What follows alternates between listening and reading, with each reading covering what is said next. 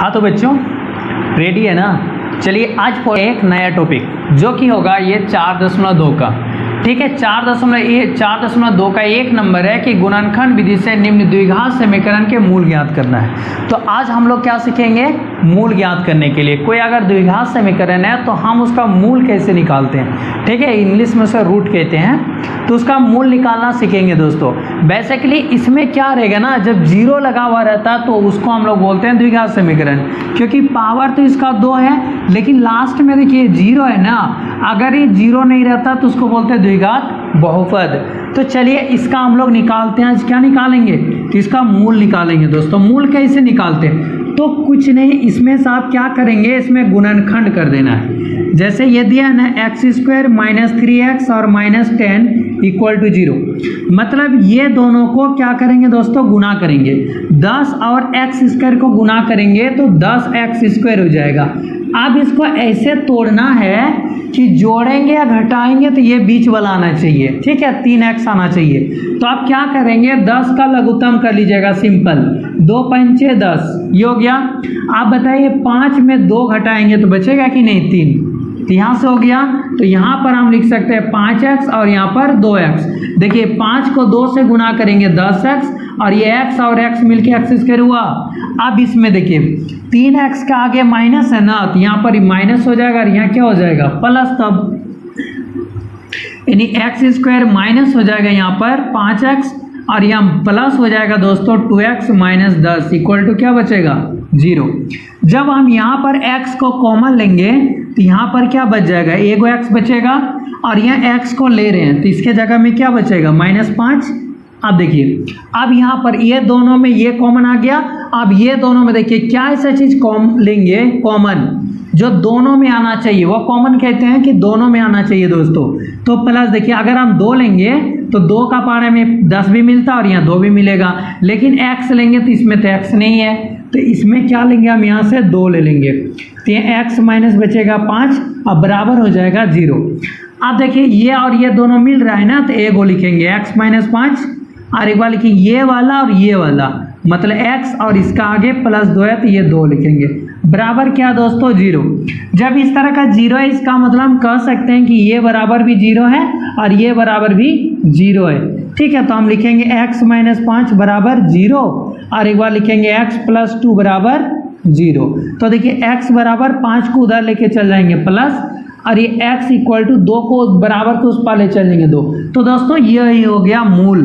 तो लिख देंगे, अतः मूल क्या क्या आ गया, 5 और -2 है। यही हो गया दोस्तों आंसर। ठीक है, तो इसी तरह इसका मूल निकालते हैं। चलिए आप क्वेश्चन नंबर 2 देखिए। तो और यहाँ पर लिखा है कि +x - 6 और = दिया है 0।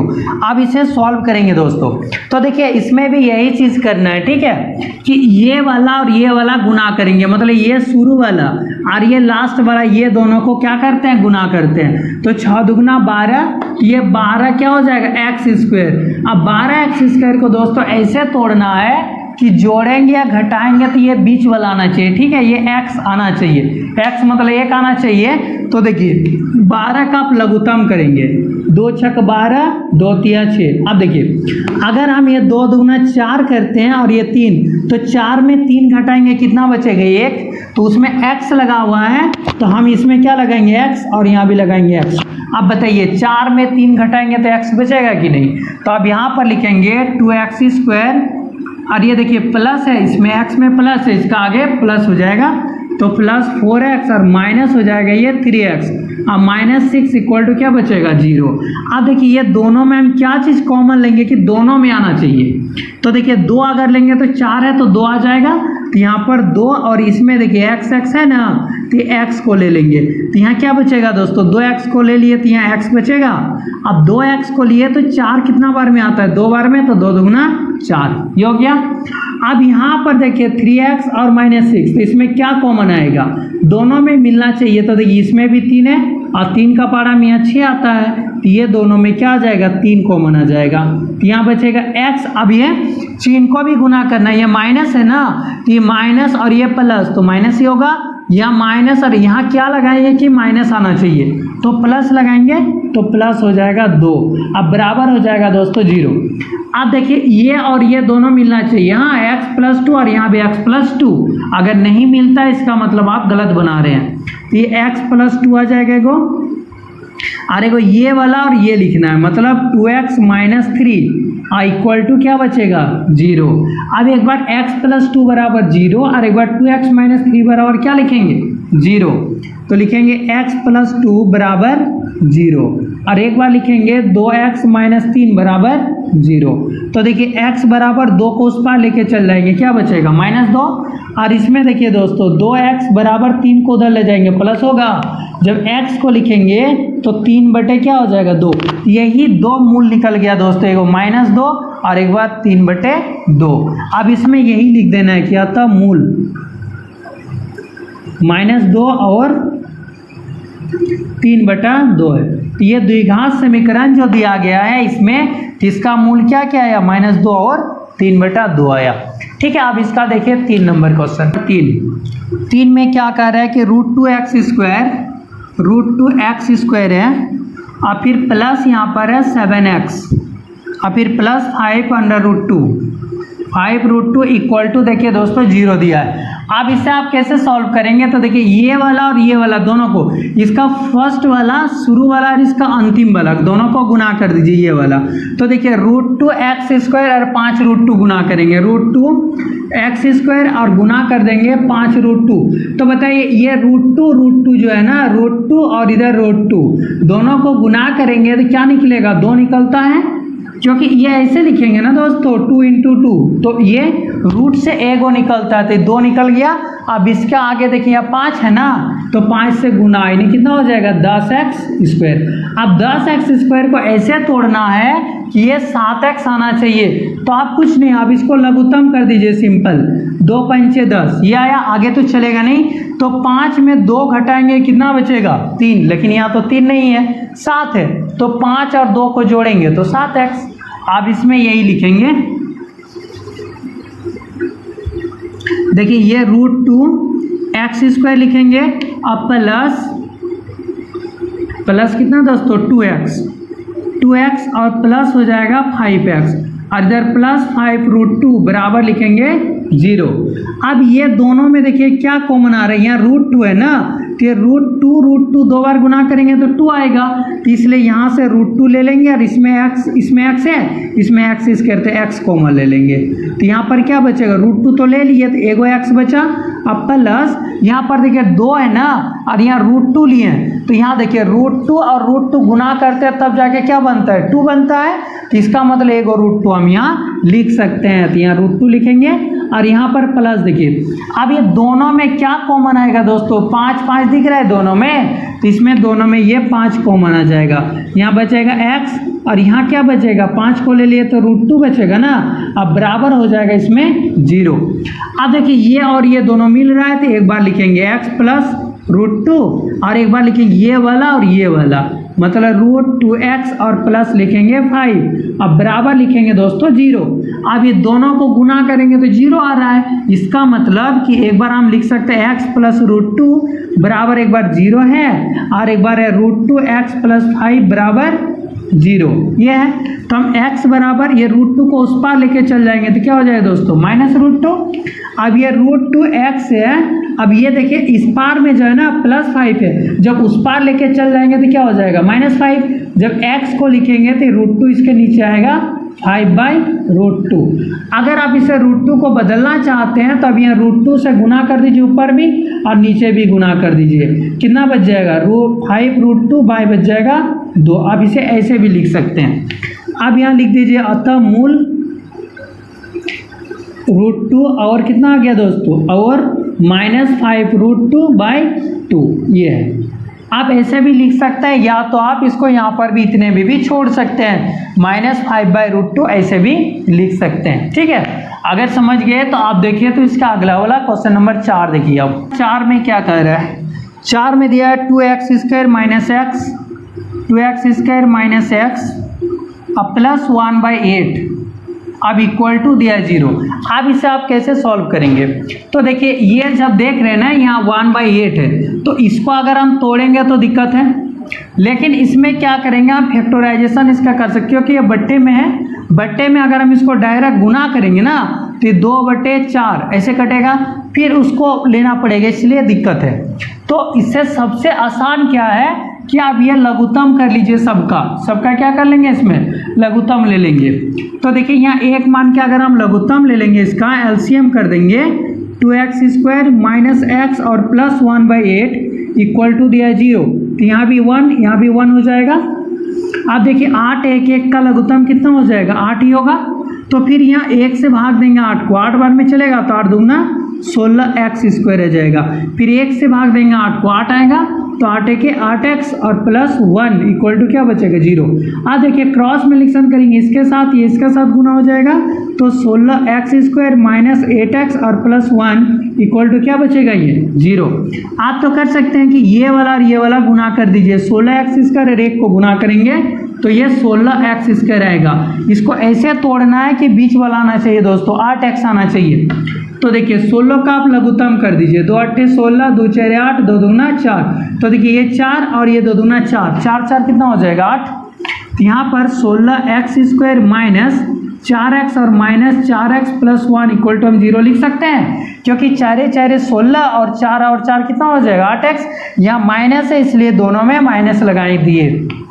अब यहाँ पर देखिए 16x² है तो क्या आ जाएगा, 4x कॉमन आएगा, तो यहाँ 4 4 16, यहाँ 4x आएगा माइनस, यहाँ जब 4x को लिए हैं तो क्या बचेगा, 1। अब फिर यहाँ माइनस, देखिए ये दोनों में यहाँ से यहाँ तक देखिए दोनों में क्या आएगा कॉमन, तो ये 4 लेंगे तो इसमें नहीं है, x लेंगे तो इसमें नहीं है, तो 1 ले लेंगे इसमें, तो बचेगा 4x और माइनस 1। देखिए ये दोनों मिला और इक्वल टू 0, ये माइनस और ये माइनस करेंगे तो प्लस है। अब ये लिखेंगे 4x माइनस 1 एक बार हो जाएगा, ये वाला और ये वाला, मतलब 4x माइनस 1 बराबर क्या आ जाएगा, तो 0 आ जाएगा दोस्तों। अब इसके बाद देखिए एक बार हम 4x माइनस 1 बराबर 0 लिख सकते हैं, तो 4x माइनस 1 बराबर एक बार 0 और एक बार फिर क्या है, 4x माइनस 1 बराबर 0। तो ये दोनों ही सेम है, तो एक ही दोनों का मूल एक ही निकलेगा। तो ये 4x बराबर 1 को उस पार ले जाएंगे, प्लस x बराबर 1/4। तो आप यहाँ लिख सकते हैं कि अतः मूल इसका क्या आ गया, 1/4 और फिर इसका 1/4 है। देखिए इसको भी तो वही करेंगे, 4x बराबर 1 तो x बराबर 1/4। तो ये आ गया दोस्तों इसका आंसर, ठीक है। अब चलिए देखते हैं इसका 5वां नंबर। देखिए दोस्तों इसका 5 नंबर, ठीक है। 5 नंबर क्या कह रहा है कि 100x² फिर दिया माइनस 20x, अब फिर यहाँ दिया प्लस 1 इक्वल टू क्या दी 0। तो इसका गुणनखंड करेंगे, तो गुणनखंड क्या करेंगे, ये और ये दोनों को सिर्फ इसको और इसको गुना कर देंगे, ठीक है। तो 100x² है, गुणनखंड करने का सबसे अच्छा तरीका है ये शुरू वाला और लास्ट वाला गुना कर देंगे, तो ये 100x² हो जाएगा। अब इसको क्या करेंगे, लघुत्तम कर देंगे, ठीक है। 10 से भी चल जाएगा, 10.100। आप देखिए ये 20x है ना, तो ये 10x और 10x जोड़ेंगे तो कितना आएगा, 20, और लेकिन 10 को गुना करेंगे तो 100 आ जाएगा। तो यहाँ पर लिखेंगे 100x² माइनस 10x फिर माइनस 10x, और यहाँ है दोस्तों प्लस 1 इक्वल टू क्या लिखेंगे, 0। अब ये दोनों में देखेंगे, ठीक है, दोनों में क्या कॉमन आ सकता है, इसमें भी 10 इसमें भी 10 है, यानी 10x आ जाएगा। तो यहाँ पर 10x बचेगा, ये तो टोटल ले लिए यहाँ पर, तो 1 बचेगा। फिर माइनस यहाँ से देखिए क्या आएगा, तो 1 आएगा, तो 10x माइनस 1, क्योंकि देखिए ये माइनस और ये प्लस, माइनस और ये माइनस और माइनस क्या हो जाएगा, प्लस, और इक्वल टू हो जाएगा दोस्तों 0। तो ये 10x माइनस 1 एक बार ये आएगा और एक बार ये वाला और ये वाला लेंगे, यानी 10x माइनस 1 इक्वल टू क्या आ जाएगा इसमें, 0। तो हम लिख सकते हैं कि 10x माइनस 1 इक्वल टू एक बार 0 और एक बार ये 10x माइनस 1 इक्वल टू 0। तो 10x इक्वल टू 1 उस पार चला जाएगा तो प्लस, और x इक्वल टू आ जाएगा 1/10। अब ये भी दोस्तों 10x बराबर 1 को उस पार ले चल जाएंगे प्लस, तो x बराबर 1 क्या हो जाएगा, 10। तो इसका मूल निकल गया दोस्तों 1/10 और ये। अब यहाँ लिख देंगे अतः मूल 1/10 और कितना आया और 1/10 है। तो दोस्तों इसका मूल जब भी अगर इस तरह का गुणनखंड करने के लिए कहे, ये हो गया गुणनखंड विधि से इसका मूल निकालना।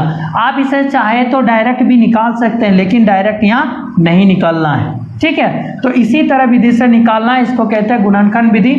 अब चलिए देखिए क्वेश्चन नंबर 3 में क्या कह रहे हैं, ठीक है। 2 में जो दिया है वो कहता है कि उदाहरण का बनाना है, इसलिए आप लोग 2 का जो क्वेश्चन है उसको बना लेंगे। आप देखिए 3 नंबर का क्वेश्चन नंबर देखिए 3 का, ठीक है। 3 का कह रहा है कि दोस्तों कि ऐसे 2 संख्याएं ज्ञात कीजिए, ठीक है। ऐसे 2 संख्या निकालना है जिनका योग कहता है कि 27 से 2 संख्या दिया है जिसको जोड़ेंगे तो 27 आता है, लेकिन उसको गुना करेंगे तो 182 है। मतलब वह कौन कौन सा संख्या है जिसको जोड़ेंगे आपस में तो 27 है, लेकिन गुना करेंगे उसको तो कितना आता है, तो कहते हैं 182 आता है दोस्तों। अगर मान लेते हैं एक संख्या अगर x मान लेते हैं तो दूसरी संख्या बताइए क्या हो सकता है। तो 2 संख्या मान लेते हैं कि राम और श्याम 2 आदमी हैं। अब बोलेंगे कि दोनों को बाजार जाने के लिए 27 रुपया दे दिए। अब 27 रुपया दिया और एक को कह रहे हैं राम के पास जितना है ना तो श्याम के पास भी मिला के कितना है तो 27 रुपया है। तो एक के पास अगर 1 रुपया है तो दूसरे वाला के पास कितना होगा 26 रुपया होगा। अगर एक के पास 5 रुपया है तो दूसरे वाला के पास कितना हो जाएगा तो 22 रुपया। तो इसी तरह से एक के पास मान लेते कि 27 रुपया अगर है, 2 दोस्त हैं तो 2 दोस्त अगर हैं, एक दोस्त के पास मान लेते कि अगर 7 रुपया है तो दूसरे वाला के पास कितना हो जाएगा दोस्तों 20। तो 20 और 27 हुआ। इसका मतलब अगर 27 एक के पास 7 है और दूसरे के पास 20, तो 27 में अगर हम 7 माइनस कर देंगे तो आएगा दूसरे वाला के पास 20, तो निकल जाएगा। तो इस तरह से क्या कर सकते हैं हम इसको निकाल सकते हैं। देखिए तो इसमें मान लेंगे माना कि 2 संख्या, माना कि चलिए पहली संख्या मान लेंगे, पहली संख्या अगर x है तो दूसरी संख्या कितना हो जाएगा दोस्तों, क्योंकि दोनों का जोड़ करेंगे तो 27 है। इसका मतलब दूसरी संख्या तो 27 से ज़्यादा हो ही नहीं सकता है, तो 27 से क्या होगा वो कम होगा ना। तो हम लिखेंगे 27 माइनस x, ये हो गया। क्योंकि एक के पास 7 रुपया तो दूसरे के पास क्या 27 से ज़्यादा होगा नहीं होगा, तो 27 में 7 घटा देंगे। उसी तरह इसके पास अगर x है तो दूसरे के पास 27 माइनस x होगा, मतलब जो भी दूसरे के पास पैसा होगा वो 27 रुपया से कम होगा। अब ये कह रहा है कि गुना दोनों को करेंगे। देखिए प्रश्न अनुसार अब ये दोनों को गुना कर देंगे तो कितना आता है 182, यानी x इंटू 27 माइनस एक्स करेंगे बराबर कहता है कि 182 आता है। ये x से इसको गुना करेंगे दोस्तों कितना हो जाएगा 27x, और ये माइनस माइनस क्या हो जाएगा plus x square equal to 182। ये आ गया, ये सॉरी माइनस होगा ना क्योंकि प्लस कहाँ से माइनस है। अब ये एक्स स्क्वायर को सोच के उधर लेके चले जाते हैं तो ये एक्स स्क्वायर हो जाएगा, और इसको भी उधर लेके जाएंगे तो माइनस 27x हो जाएगा ना, उधर लेके जा रहे हैं, ठीक है। और ये कितना हो जाएगा 182 बराबर क्या हो जाएगा 0। देखिए यहाँ पर हम ऐसे डायरेक्ट कर दिए। आप सोचिए 27x minus x square equal to 182 है। अगर आप इसको ऐसे करते हैं कि इधर है ना ये वाला को उठा के 182 है, अब ये एक्स स्क्वायर को हम उधर लेके चल जाएंगे तो प्लस होगा, ये 27 को इधर लेके जाएंगे 27x होगा। हम यही चीज़ को और इधर क्या बचा अब 0, तो हम इसको ऐसे भी तो लिख सकते हैं एक्स स्क्वायर माइनस 27x अब प्लस 182 बराबर 0 ऐसे लिख सकते हैं, क्योंकि ये गुणनखंड करने में आसान होगा दोस्तों। अब जब ये आ गया तो ये दोनों को गुना करेंगे और ऐसे तोड़ना है कि 27x आना चाहिए, ठीक है। तो इसको ऐसे तोड़ेंगे तो देखिए 182 का आप लघुत्तम कर दीजिए, 2 नंबर 18, 2 एका 2, 13 7 91। अब देखिए 7 दुगुना 14 और माइनस यहाँ 13, तो 14 और 13 जोड़ेंगे कितना हो जाएगा दोस्तों 27। तो यहाँ एक्स स्क्वायर माइनस कर देंगे 14x और माइनस 13x अब प्लस 182 बराबर क्या आ जाएगा 0, क्योंकि ये दोनों को गुना करेंगे तो 182 आएगा और ये दोनों को जोड़ेंगे तो 27x आएगा। इसमें माइनस माइनस इसलिए जोड़ते हैं। अब देखिए ये x ले लेंगे तो यहाँ क्या बचेगा x माइनस 14 बचेगा, और जब यहाँ पर ये तो दोनों में देखिए यहाँ पर क्या चीज़ है माइनस, तो हम माइनस लगाएंगे। ये 13 है ना तो यहाँ पर लिखेंगे 13, x तो आएगा नहीं क्योंकि इसमें x नहीं है, लेकिन इसमें 14 आएगा, तो ये x माइनस 14 इक्वल टू क्या बच जाएगा 0। अब ये x माइनस ये लिखेंगे और ये इधर बचा है बराबर 0, तो x माइनस 14 इक्वल टू 0 और ये x माइनस 13 इक्वल टू क्या आ जाएगा दोस्तों 0। अब हम इसे लिख सकते हैं ना कि x बराबर, देखिए ये 14 को उस पार लेके चल जाएंगे तो प्लस हो जाएगा बराबर 14 और ये x बराबर कितना हो जाएगा 13 प्लस। अब यहाँ लिख सकते हैं कि देखिए पहली संख्या को क्या माने थे x माने थे और दूसरी संख्या को मैंने 27 माइनस x मान लिया था, तो ये पहली संख्या हम ये लिख सकते हैं कि पहली संख्या, तो पहली संख्या कितना आ गया दोस्तों, तो इसमें ले लेंगे अगर ये 13, ठीक है, और तो दूसरी संख्या क्या आ जाएगा,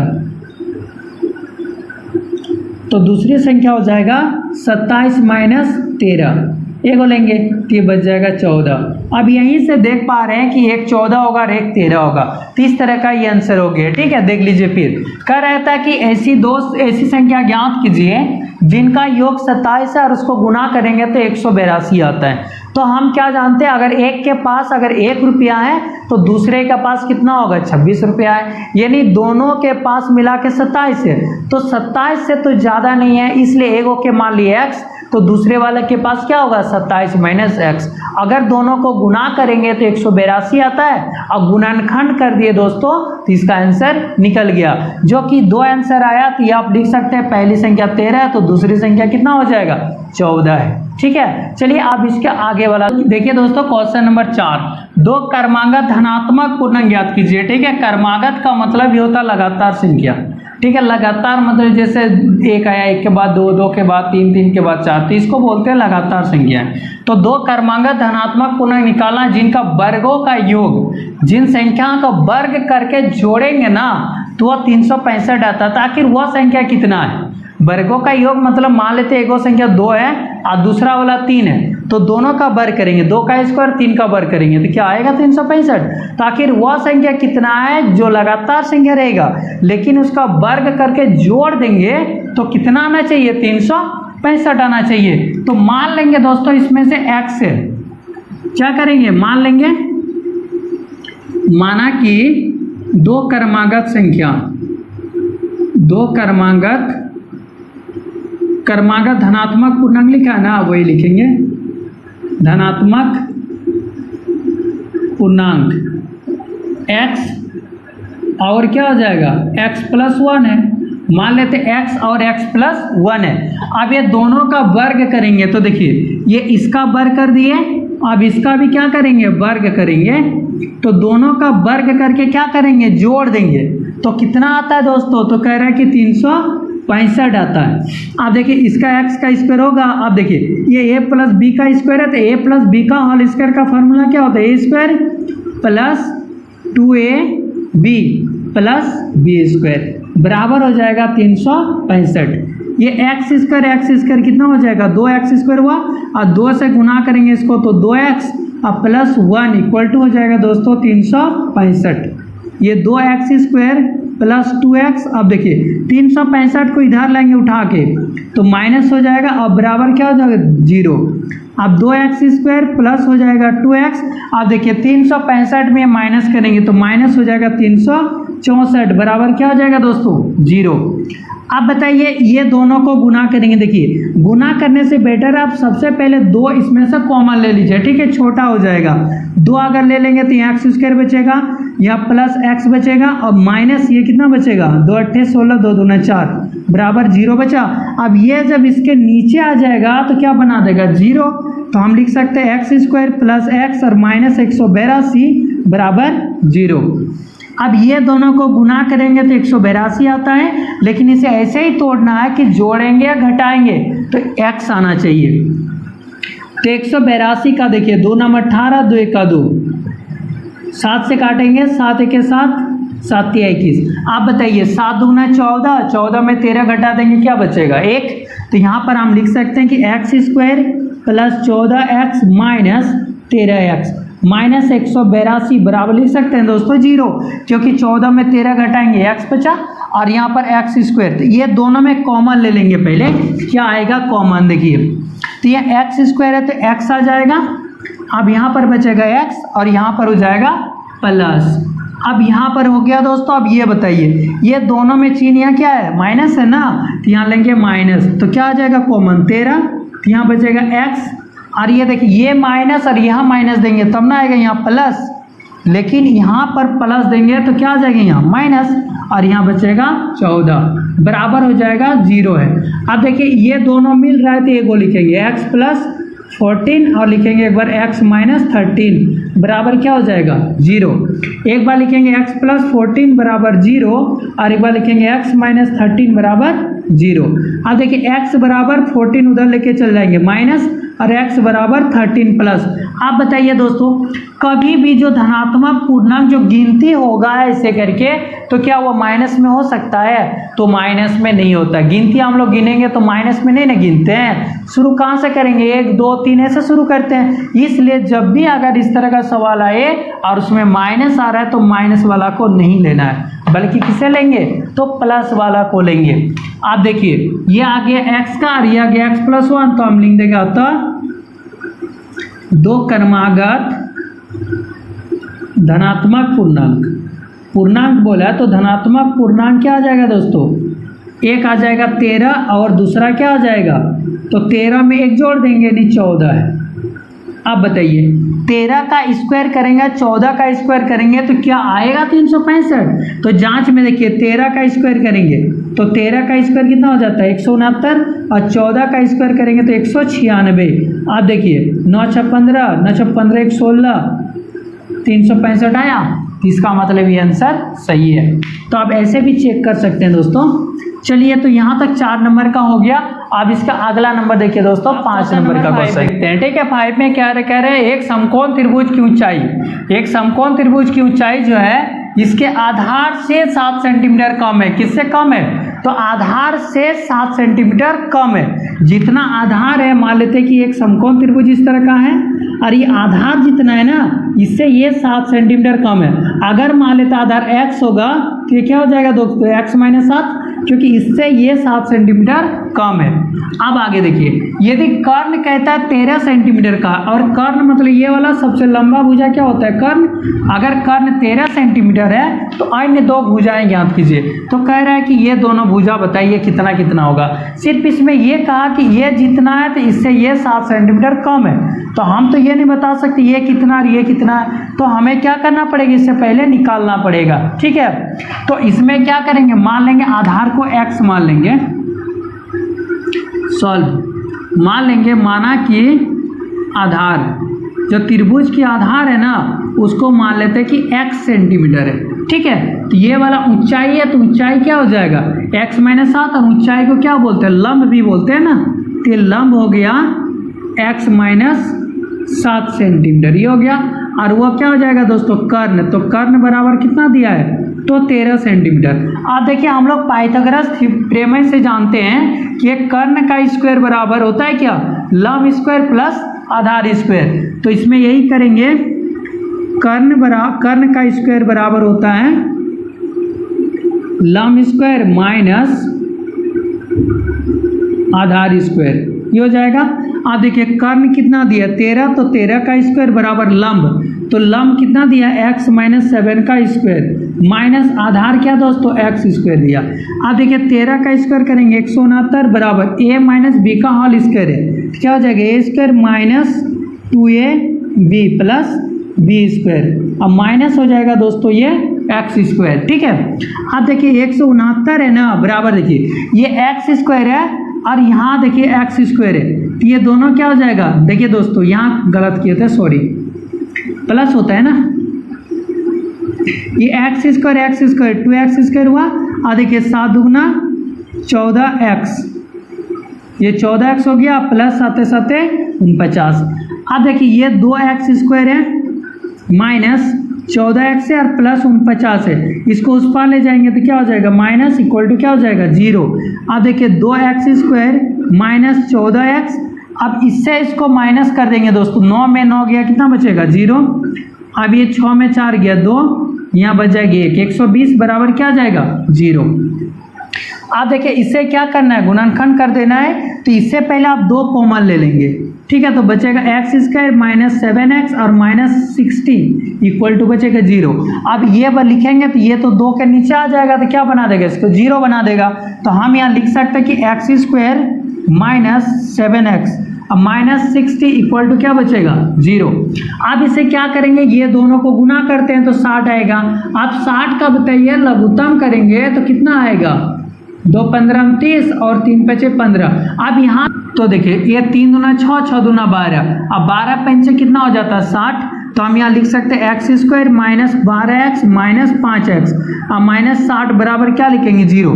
12 पंचे कितना हो जाएगा 60 और 12 में 5 को माइनस करेंगे तो 7, इसका मतलब यहाँ प्लस आना चाहिए। तो ये x आ जाएगा और ये x माइनस क्या हो जाएगा 12 और यहाँ पर बच गया प्लस 5, तो यहाँ बच जाएगा x माइनस 12 बराबर 0। अब देखिए ये दोनों मिल रहा है तो x माइनस 12 एक बार आएगा और ये वाला और ये वाला, मतलब x प्लस 5 बराबर आ जाएगा 0। तो x माइनस 12 बराबर 0 और ये x प्लस 5 बराबर 0। तो देखिए ये x बराबर 12 को उस पार ले जाएंगे प्लस और ये x बराबर माइनस 5। तो इसमें देखिए जो प्लस वाला है ना उसको लेंगे, माइनस वाला नहीं लेंगे, क्योंकि हाइट कभी माइनस में कैसे हो सकता है, तो हाइट कभी माइनस में नहीं होगा, इसलिए क्या लेंगे दोस्तों ये वाला ले लेंगे प्लस वाला। इसका मतलब x किसे माने थे, आधार को माने थे, तो यहाँ लिख देंगे आधार बराबर 12 सेंटीमीटर। और क्या पूछ रहा था, लंब पूछ रहा था ना, तो लंब देखिए यहाँ लिख लीजिएगा, लंब कितना है x, तो 12 माइनस 7 बराबर कितना हो जाएगा 5, तो 5 सेंटीमीटर आ गया। तो आप यहाँ लिख सकते हैं कि लंब बराबर कितना हो जाएगा 12 यहाँ 5 सेंटीमीटर, ठीक है 5 और 12। चलिए यही हो गया दोस्तों इसका। अब इसमें से एक सवाल बचा हुआ है दोस्तों, ये चलिए कल पढ़ाएंगे।